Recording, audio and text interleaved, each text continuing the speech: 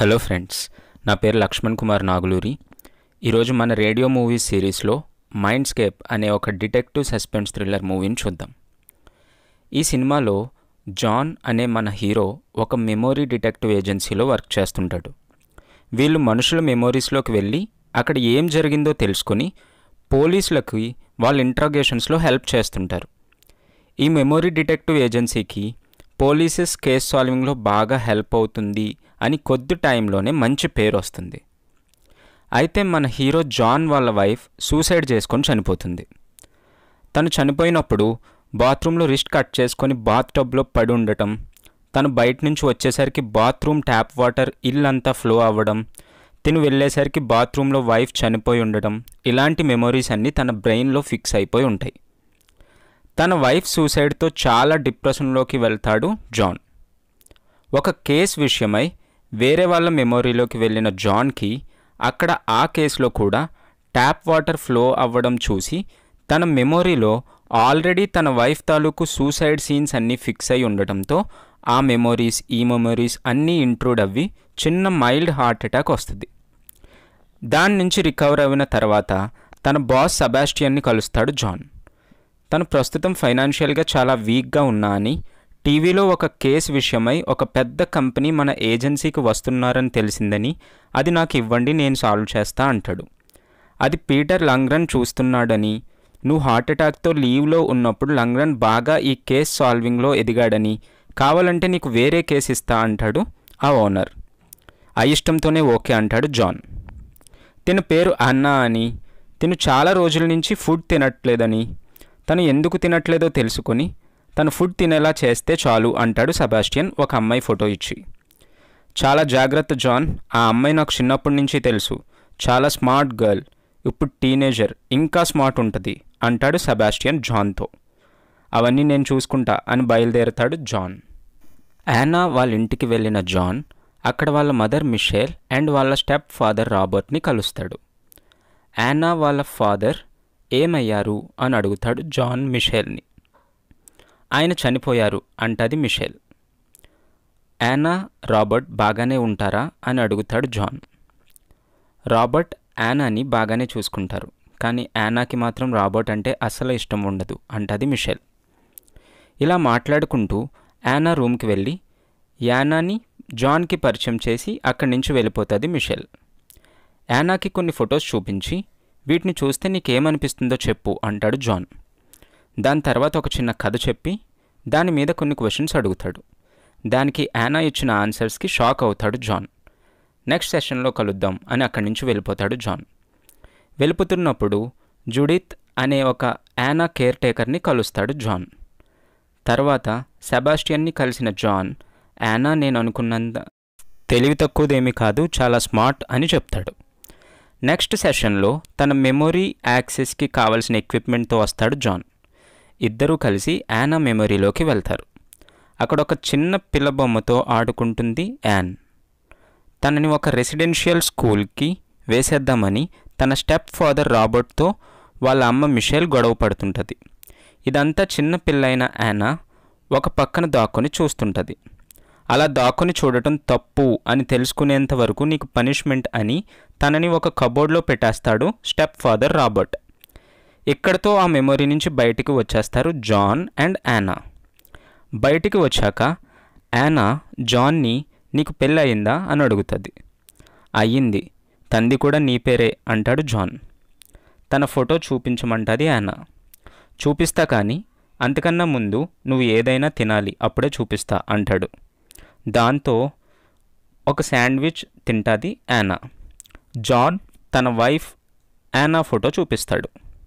ఈ సెషన్ నుంచి వెళ్ళిపోతూ జుడిత్ని కాఫీకి పిలుస్తాడు జాన్. జుడిత్ వస్తా అంటది.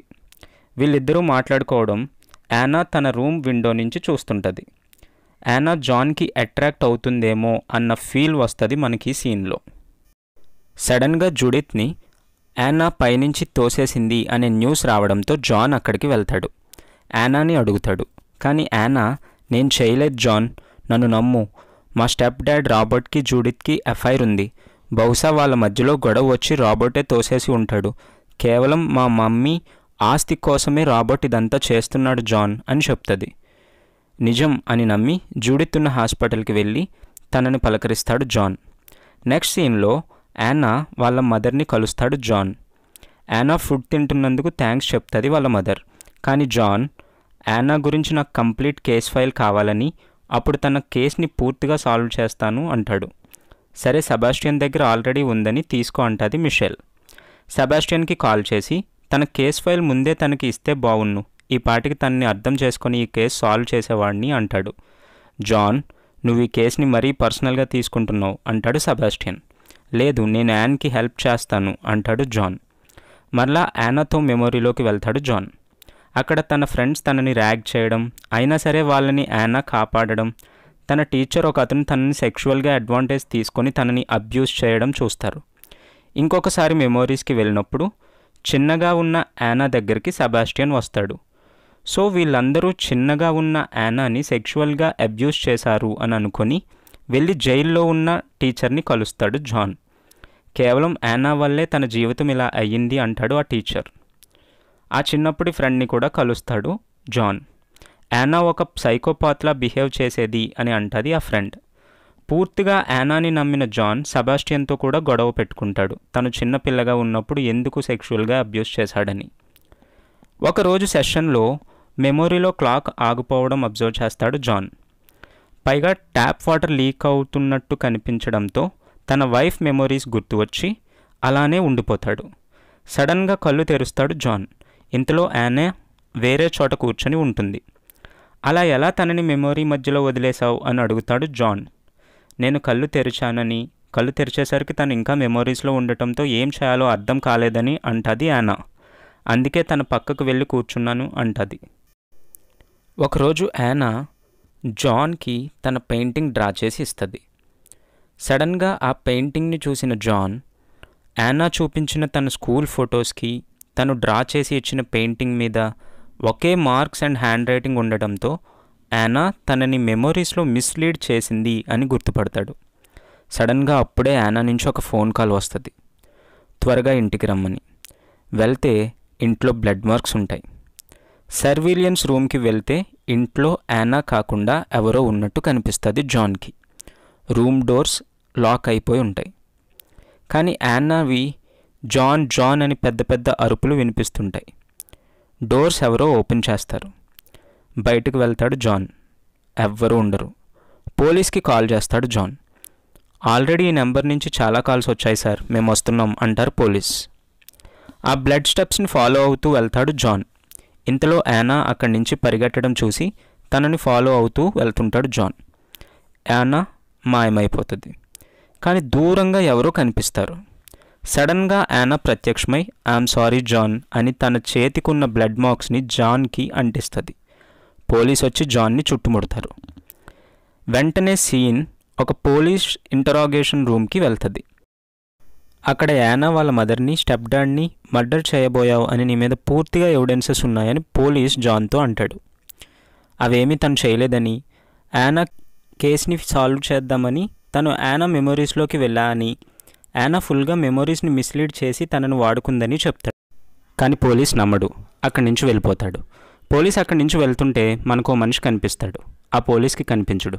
అంటే ఎలా అయితే జాన్ యానా మెమొరీస్లోకి వెళ్ళి ఇంట్రాగేషన్ చేశాడో, జాన్ మెమొరీస్లోకి కూడా ఒక వ్యక్తి వచ్చి ఇంట్రాగేషన్ చేస్తున్నాడు.